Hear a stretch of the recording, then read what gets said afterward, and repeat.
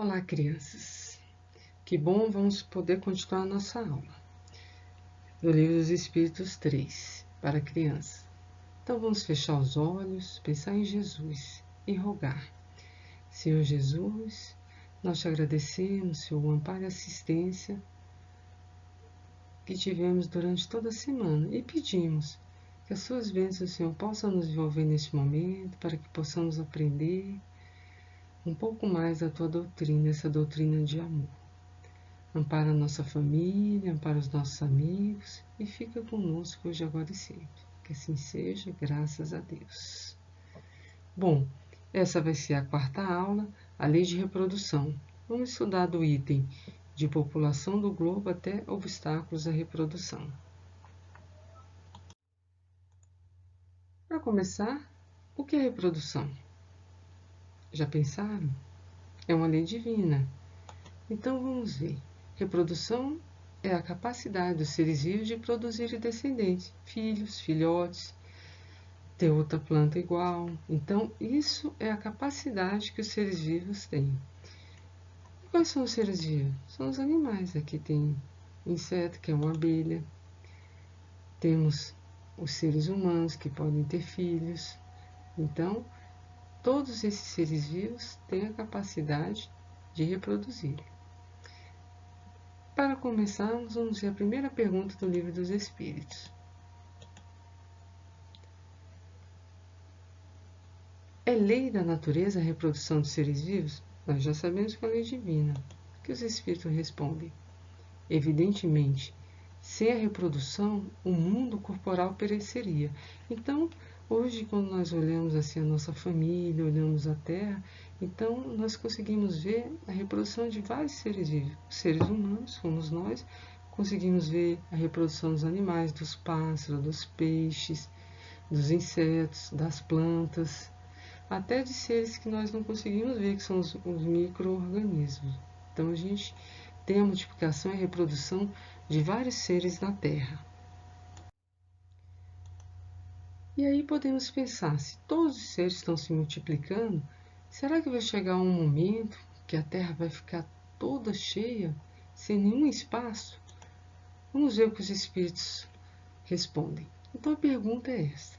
Indo sempre a população na progressão crescente que vemos, ou seja, multiplicando, chegará tempo em que seja excessiva na Terra? Já pensaram nisso? E os Espíritos respondem: não, Deus a isso provê e mantém sempre o equilíbrio. Então na Terra vai ter sempre o equilíbrio. Não precisamos ficar preocupados, vai ficar tão cheio que não vamos conseguir nem andar? Não, porque Deus mantém o equilíbrio.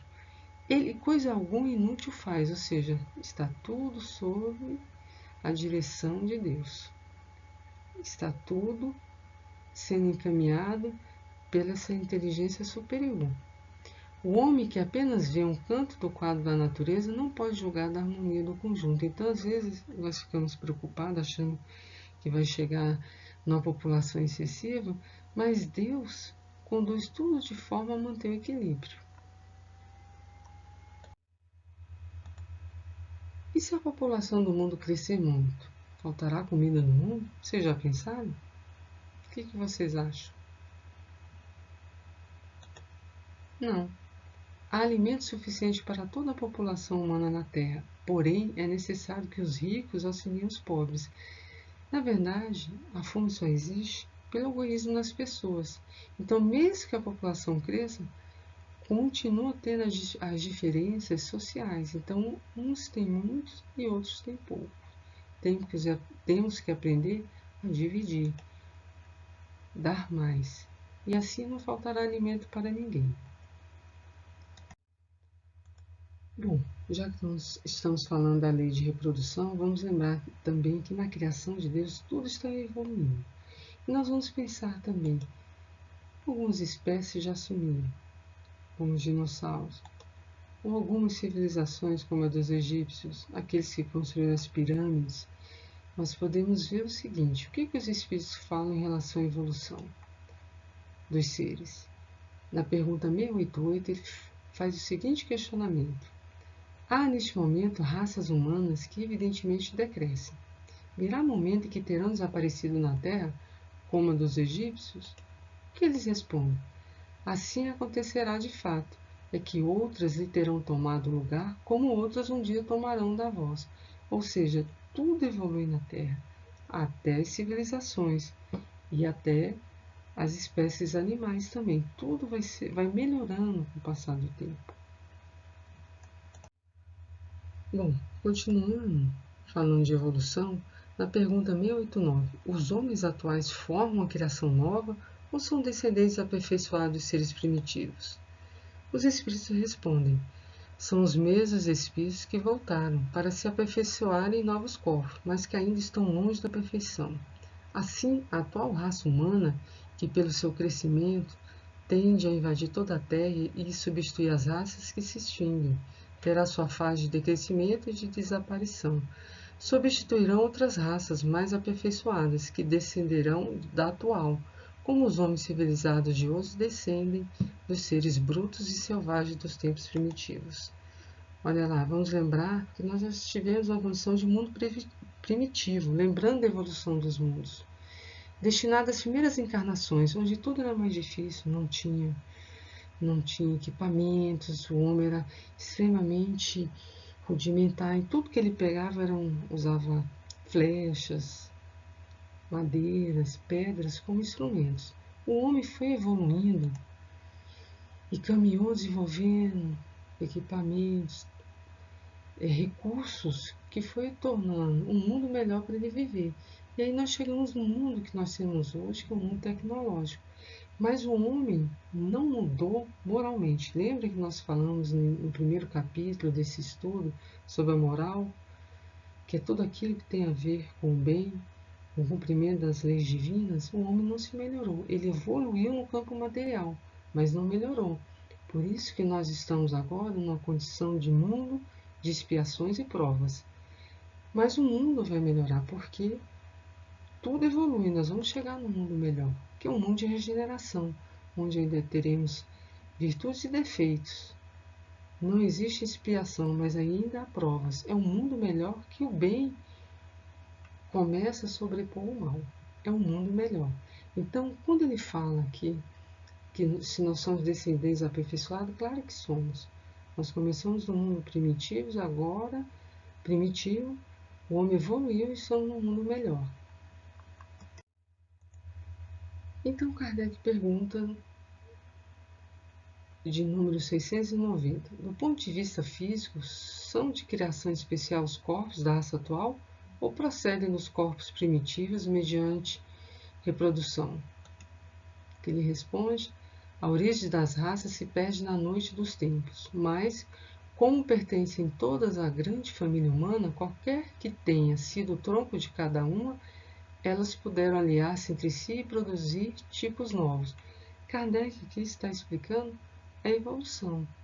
Olha só, vamos lembrar, a evolução dos corpos materiais foi assim. Tudo na Terra é evolução, desde os animais. Então, nós vamos ver que o homem descende realmente do macaco, mostrando a evolução até o aprimoramento dos corpos. Bom, na pergunta 691, qual do ponto de vista físico o caráter distintivo e dominante das raças primitivas? Os espíritos respondem: desenvolvimento da força bruta, a custa da força intelectual. Agora dá-se o contrário, o homem faz mais pela ciência do que pela força do corpo. Então nós podemos ver aqui o homem primitivo que tinha poucos recursos, pau, pedra, para poder lutar e conseguir o seu alimento e conseguir sobreviver naquele período tão difícil. E conseguimos ver aqui o homem já atual, com diversas tecnologias e auxiliado pela ciência, conseguir vários recursos que fazem que ele tenha um alimento, tenha a criação de animais, de plantas e diversos alimentos. Então ele faz 100 vezes mais que sob tirar proveito da força da natureza. Ao contrário dos animais, que por não ter inteligência, continuam fazendo e repetindo de forma instintiva a mesma forma de conseguir alimento.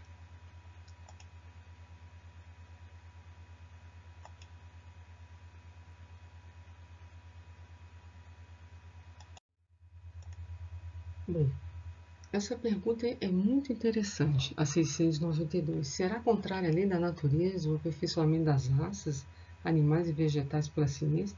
Será que é errado o homem melhorar a genética dos animais, das plantas, tornando ela mais resistente? Seria mais conforme a essa lei deixar que as coisas seguissem o seu curso normal? O que os Espíritos respondem? Tudo se deve fazer para chegar à perfeição. E o próprio homem é um instrumento de que Deus se serve para atingir seus fins. Sendo a perfeição a meta para que tende a natureza, favorecer essa perfeição é corresponder às vistas de Deus. Então, melhorar os animais, também dar conforto para os animais, dando uma situação melhor. Tudo que nós fazemos para melhorar a genética faz parte dos fins divinos, porque o homem, usando a sua inteligência, ele melhora a sua condição e a condição de tudo que está ao seu redor, fazendo assim, retirando alimentos melhores, criando condições melhores para a sobrevivência. Isso é continuar as leis de Deus. E aí, na mesma pergunta, tem outra pergunta. Mas geralmente os esforços que o homem emprega para conseguir a melhoria das raças nascem de um sentimento pessoal e não objetivo, senão um acréscimo de seus gozos. Isso não lhe diminui o mérito. Quer dizer, a pessoa está melhorando as coisas, ele se sente orgulhoso, se sente engrandecido por esse conhecimento que ele está pesquisando. Os espíritos respondem: que importa seja nulo o seu merecimento, desde que o progresso se realize? Cabe-lhe tornar meritório pela intenção do seu trabalho. Demais, mediante esse trabalho, ele exercita e desenvolve inteligência, e sob este aspecto é que maior proveito tira, ou seja, mesmo que ele utilize esse vanglorie, né, de tudo que ele está conseguindo, mesmo que ele se sinta orgulhoso, o que importa é que ele conseguiu melhorar, que ele fez uma evolução de alguma coisa, que ele contribuiu para o melhoramento da vida na Terra. Isso que é o mais importante. Além disso, ele desenvolveu a inteligência, ajudou a essa geração a melhorar o mundo no momento que ele está vivendo e fazendo aquela descoberta.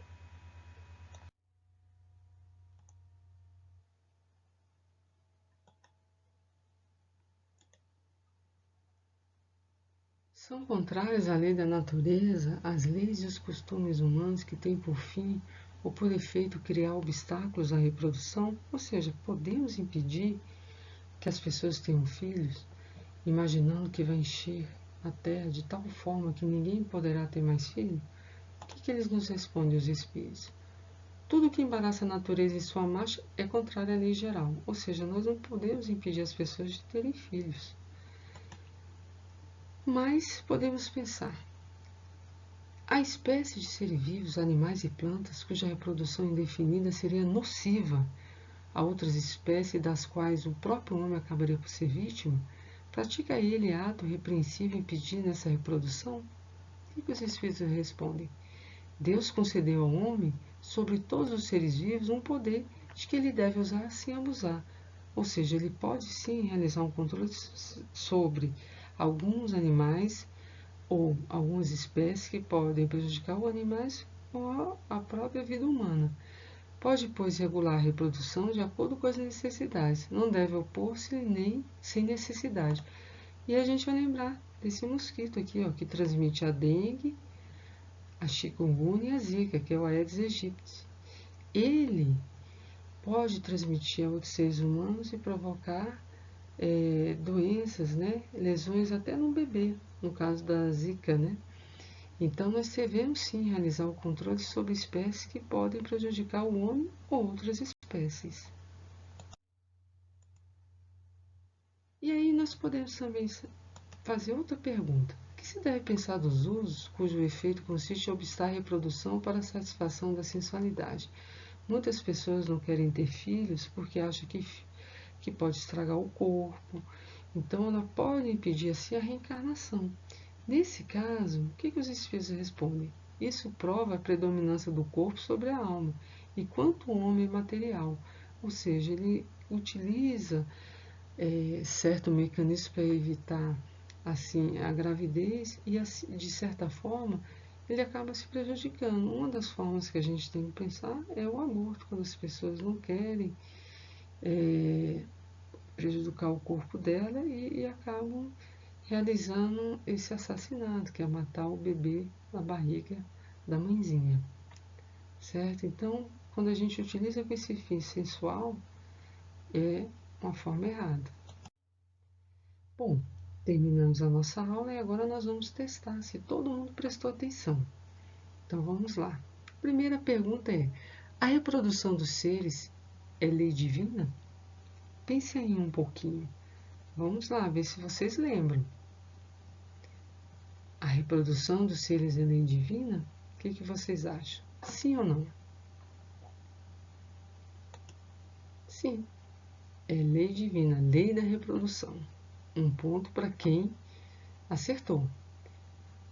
Questão número 2. Um dia a população de seres vivos será excessiva na Terra? Será que a Terra vai ficar tão cheia que não vai caber? Vai ficar um grudado no outro? O que vocês acham? Vamos pensar. 30 segundos para pensar.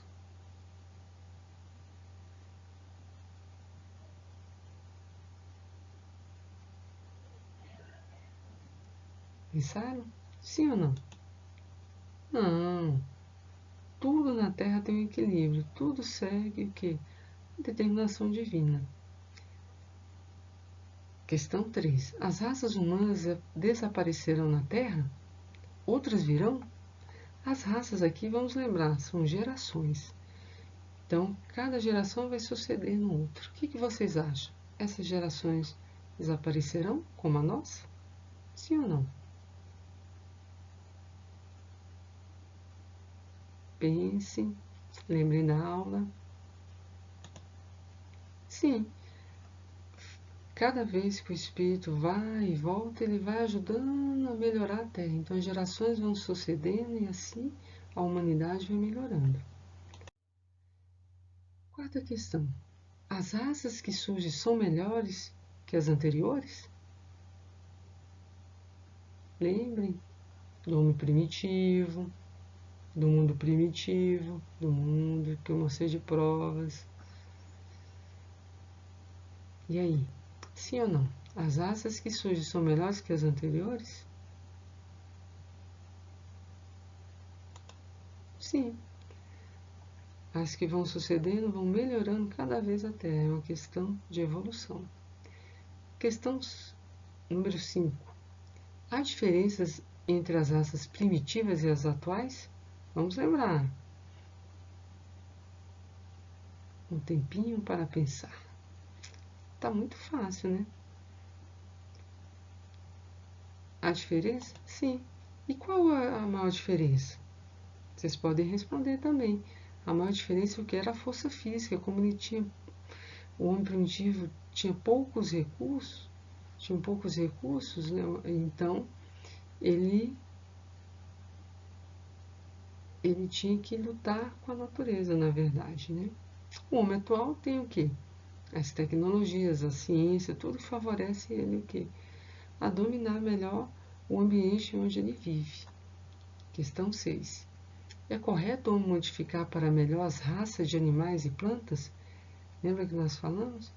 Mudar a genética, melhorar a condição das plantas para serem resistentes, é certo ou errado? Ou ele tem que deixar a natureza seguir seu curso? É correto? Sim. Deus deu a inteligência ao homem para ele melhorar a situação.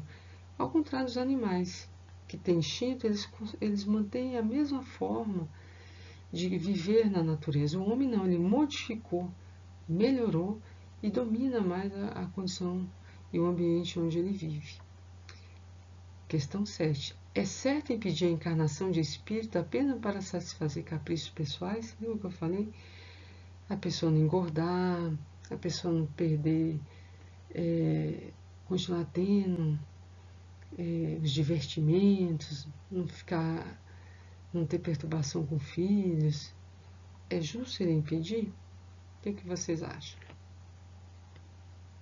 Também tá fácil. É certo impedir a encarnação? Não.